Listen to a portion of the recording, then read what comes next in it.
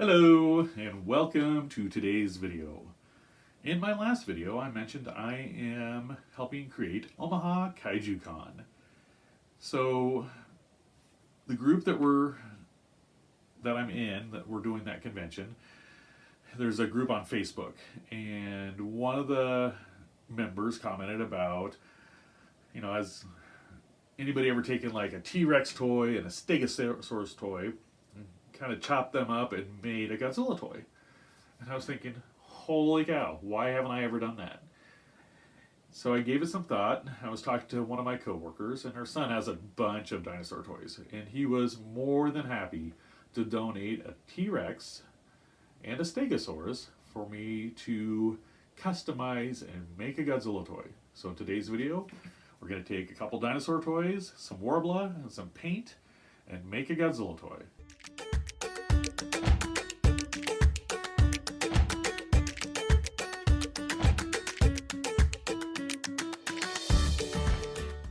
You'll see here I have a Godzilla toy I'm going to use for reference. And I'm going to go ahead and change the blade in my X-Acto knife so I have a nice sharp blade for that. And then I'm going to use my heat gun to heat up the Stegosaurus toy so it's easier to cut off those dorsal plates. Once I get all those cut off, I'm going to go ahead and arrange them in the order I want to place them onto the T-Rex Godzilla. I'm going to go ahead and cut off his legs.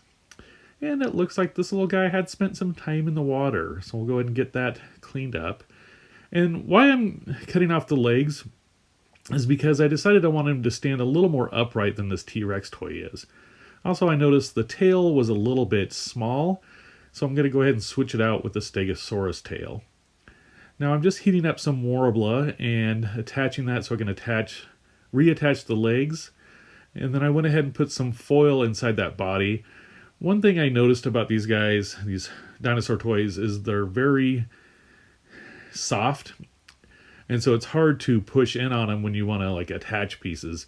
So adding that foil in there gave me, something sturdy to push against, so I could put that worbla on there and reattach the legs and attach the tail. And I'm just adding the worbla in, filling in any gaps, and then just kind of texturing it so it kind of blends in with the rest of the piece. I'm not trying to match the texture of the dinosaur, but I do want it to have some texture so it's not nice and, I don't want it to be nice and smooth. I'm going to go ahead and finish filling in with the foil and adding the worbla. And kind of smooth it in with my ball tool, keep adding the texture until I'm happy with it.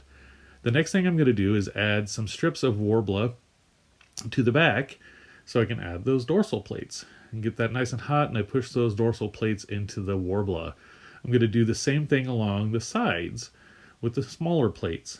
So I heat that up, add the worbla, and then attach the dorsal plates into the hot or warm worbla. And once that cools, those will be nice and sturdy. So I'm going to go ahead and just texture it and smooth it in with the ball tool. Go through, touch up a few little pieces. All right, I let that guy cool off a bit. And I'm going to add a coat of gesso. So it's just kind of a surface prep so the plastic will take the paint a little bit better. And I'm just going to cover this entire sculpture with this. You don't want to get it on too thick. I don't want to lose any of my detail, but I do want to make sure it's covered completely. So when I apply my acrylic paint, it stays on the sculpture, and I don't have hopefully any problems with it chipping. So now that I've got it completely covered, I'm going to go ahead and let this dry overnight. Now the next thing I want to do is add a base coat of black paint, and I'm just using some acrylic paint, and I want to cover the entire Dinozilla with the black acrylic paint. This will give me a really good base so I can go ahead and dry brush it. I really like dry brushing. It's my favorite technique on painting because it really makes the sculpted details pop. So now that I've got this guy entirely covered with the black paint, I'm just going to touch up a few places. Once I'm happy with that, I'm kind of double checking here. I'm going to go ahead and let it dry overnight again. Now this is my favorite part of the painting. So I'm using some darker green, and I'm going to dry brush that on to the Dinozilla. So what dry brushing is you want to load your brush and then kind of brush off the excess, I just do it here on the cardboard. And once I don't have too much on there, then I just kind of lightly drag it across the sculpture. And what that does is it just hits those high points, and so it'll make the detail really pop. And you don't have to use black as a base coat. I mean, you could use a brown or even a darker green. But for this, I wanted to do the black, and I thought it would work nicely. Now, once I'm done with the green, I'm going to go ahead and use some yellow for his nails. I didn't like that first yellow, so I went ahead and switched to a different yellow. And I'm going to use this for his toenails, fingernails, and his teeth. Now, I'm not really dry brushing this on there. I am just applying it because those don't really have the sculpted detail. I mean, you do kind of brush across the teeth so you don't get in there.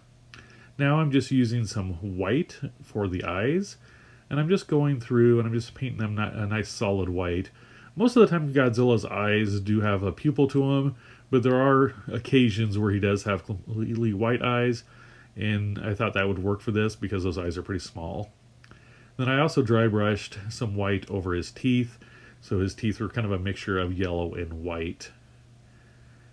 And we'll go ahead and finish that up. The next thing I want to do is do some dry brushing of white on top of his dorsal plates. You can see here it really makes that detail pop on those. Now I'm not worried about getting them completely covered because I am going to go over these with some blue. So I've got this pearl blue. It's kind of has a shimmer to it, and I'm going to dry brush that, or I am dry brushing it over those dorsal plates. And I thought that was a good contrast with the green.